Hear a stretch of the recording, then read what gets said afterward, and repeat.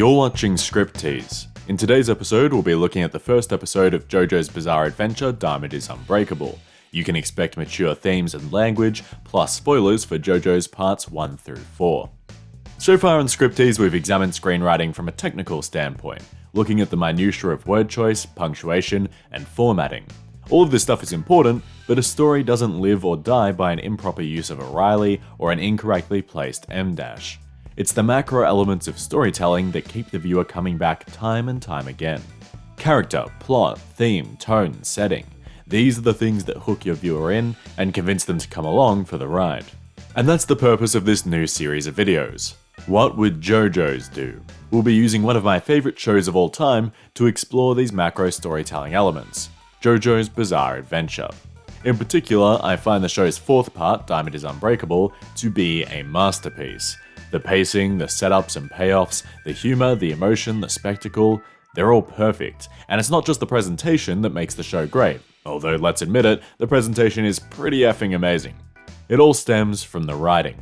Now look, I try to keep these videos objective, but you'll just have to excuse me if I fanboy out a couple of times during this new series. Some of this stuff is just so goddamn clever that it makes my mind implode. Hirohiko Araki, the mangaka for Jojo's, is a genius, there's no doubt about it. But even more beautiful is that you can see through his earlier works and the earlier volumes of Jojo's how his genius reveals itself. His inherent talent is illuminated by the development of his craft, and I find that incredibly inspiring.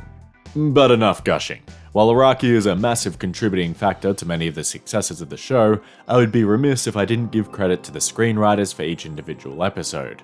Much of the success of the pacing of the show owes a huge debt to these screenwriters and their director, so I'll try to credit them whenever relevant. I'd like to address a couple of topics up front.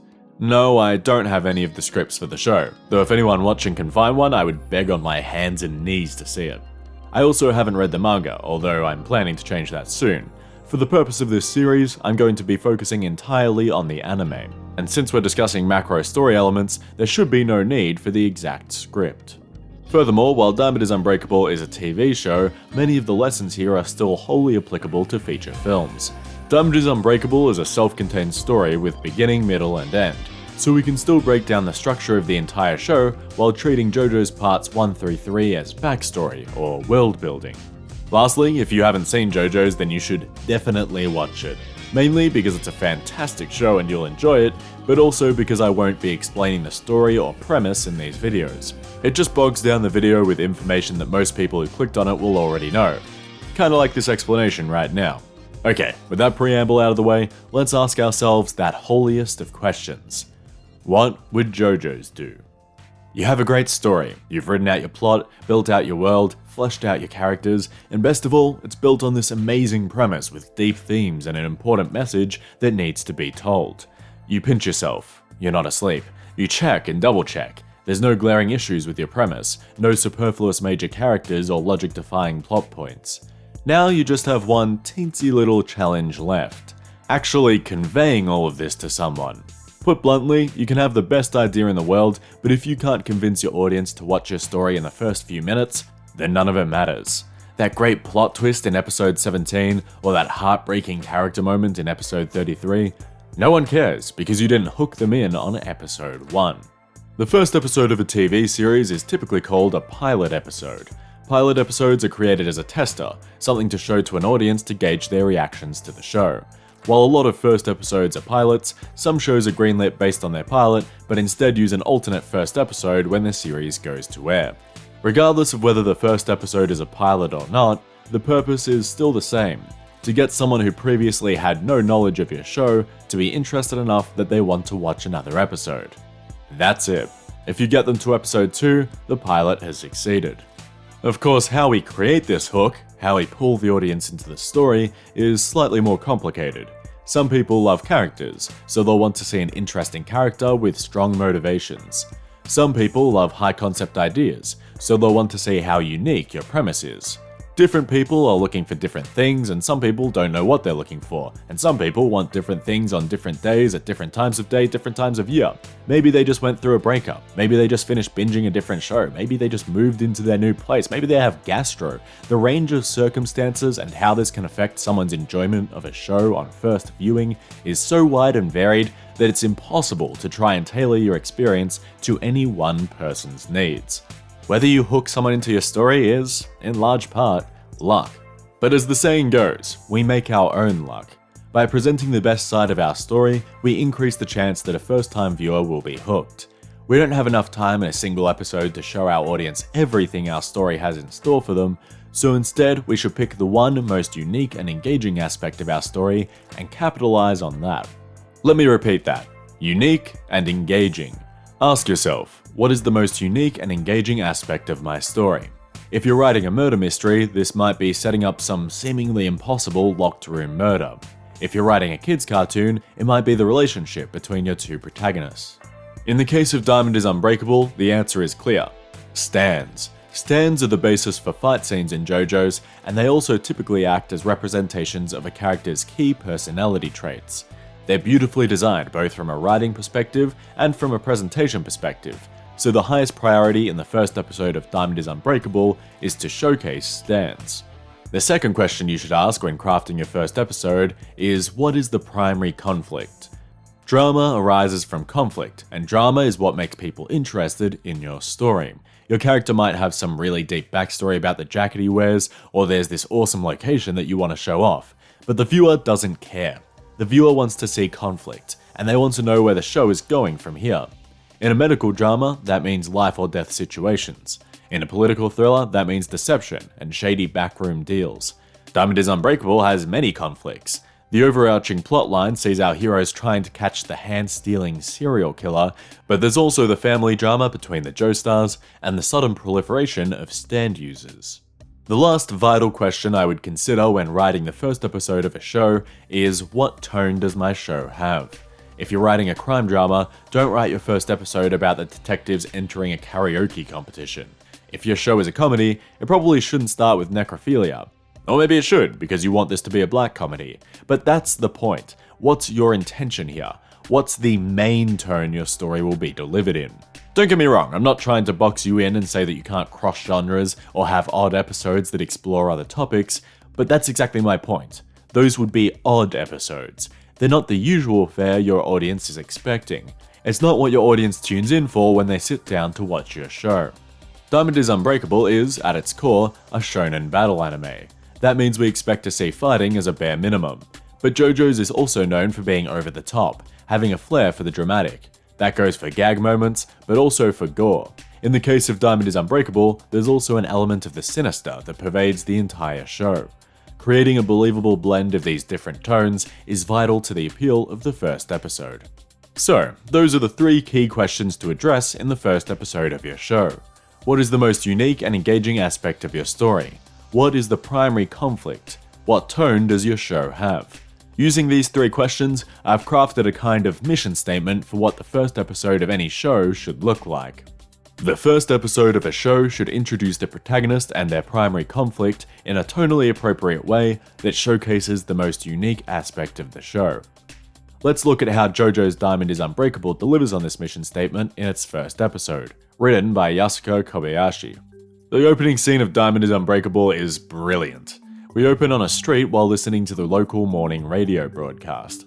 We then move into a kitchen where an unseen person carries out their morning routine, making breakfast. We find out the hand we've been watching has been detached from its body, which transitions us into the title screen. This sequence takes only a minute, but it tells us so much. Firstly, we understand the setting. Morio, the name of which is mentioned by the radio DJ, is an idyllic suburban locale. The interior of the house shows electronics like the TV and radio, which tells the viewer what time period we're in, the 90s.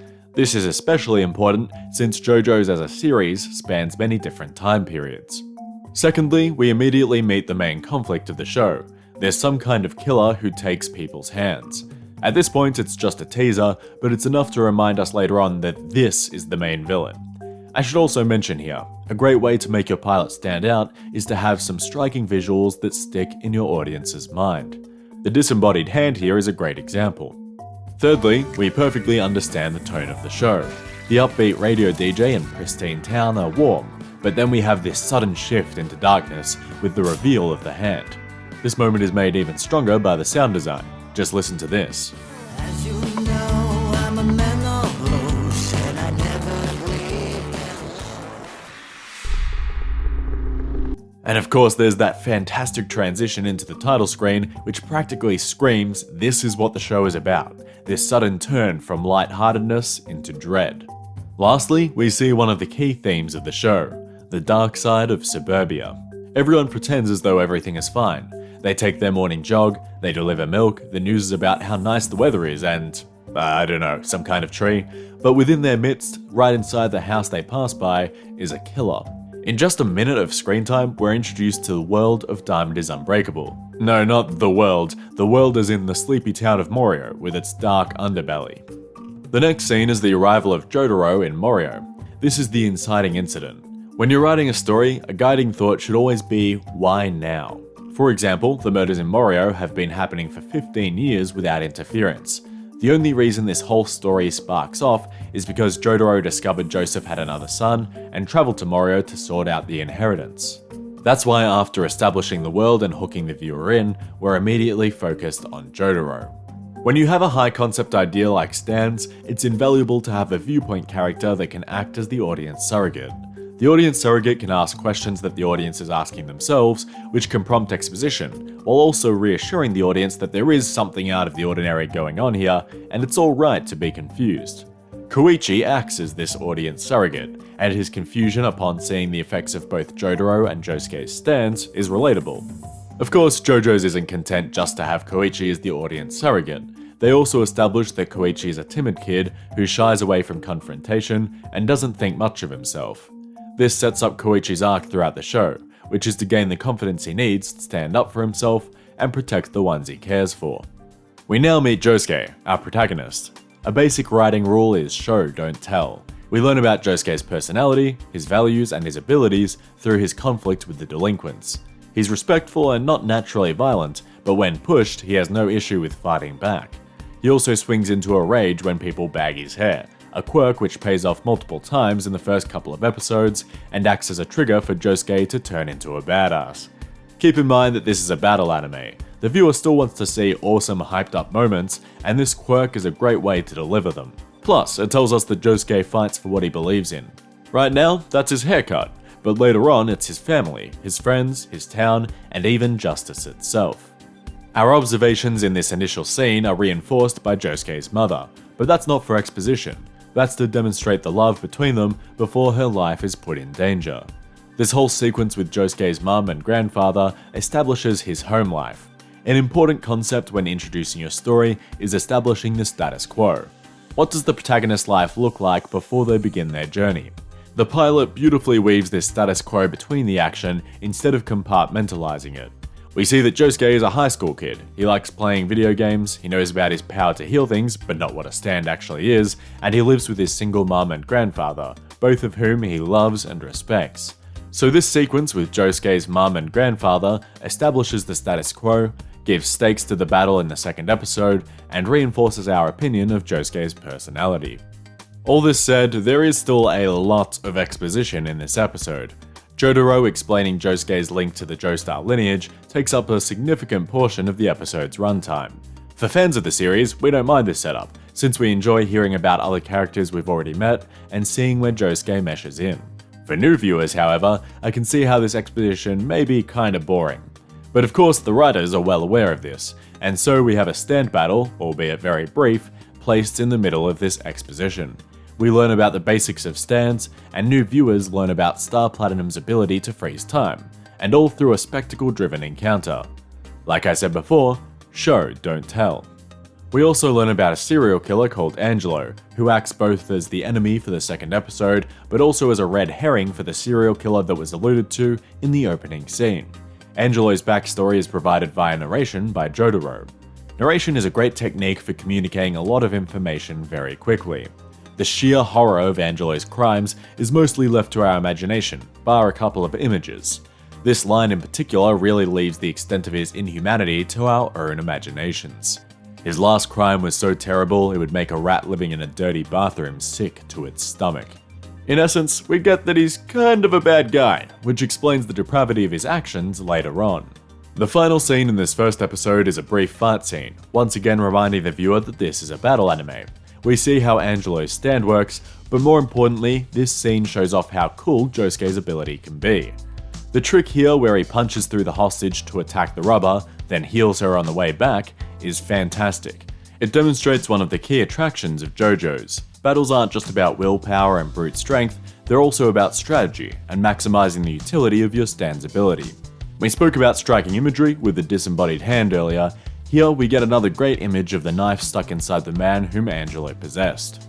I said that was the final scene, but technically there's a little epilogue where Angelo turns up at Josuke's house, threatening his family. A great technique for pulling the viewer into the next episode is to leave something unresolved in the plot. People by nature like to know how things end, and it frustrates us if we don't know how something resolves. If I give you an unfinished thought, your instinct is to... See what I mean? It's kind of like a cliffhanger, but not as urgent as that name might suggest. Regardless, the viewer feels like they have to tune in next time for the conclusion. The first episode of JoJo's hits every essential beat a first episode should hit, while mixing up the exposition and the action to keep the pace interesting. JoJo's manages to get this balance right by focusing on the three key questions I spoke about earlier and devoting its time exclusively to answering them. The episode can be split into three topics: stands, a unique concept which is vital to every episode in the show, a mysterious serial killer, the primary conflict of the show, and Josuke's family life, which is a key theme across the JoJo series and driving motivation for both Jotaro and Josuke. When you look at it like this, the pilot is actually fairly simple. And that's probably the best advice I could give when it comes to first episodes. Keep it simple. There's a link in the description below that discusses one of the most common criticisms of pilot scripts: too many characters. You should give the article a read through, but I wanted to pay this topic special attention since it's a pitfall that I myself so often fall into.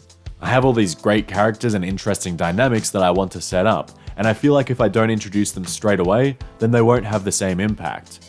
This temptation leads me to chuck way too many characters into my pilot scripts, and then none of them end up getting the attention they need, and it's hectic and it's unfocused, and it's just not good.